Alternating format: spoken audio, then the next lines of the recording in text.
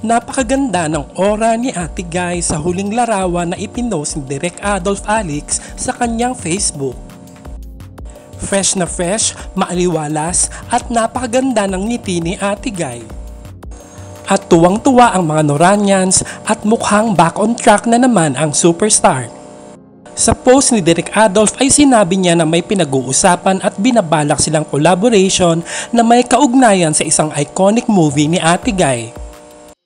Maaaring ito ay ang Bona na naibalita na noon na balak ni Ate Guy na magkaroon ng sequel. Ang Bona ay isa sa pinakamagandang pelikula ni Ate Guy na naglibot sa iba't ibang international film festival kabilang na ang Cannes at Vienna International Film Festival.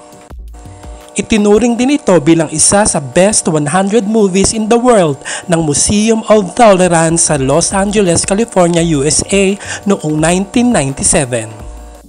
Ang sariling film production ni Nora na Envy Productions ang nag-produce ng pelikulang Bona at nagpanalo din sa kanya ng pangalawa niyang Best Actress Award mula sa Gawad Urian.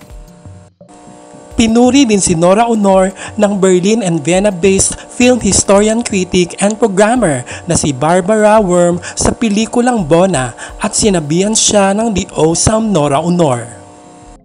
Tatak superstar, tatak national artist, tatak Nora Aunor.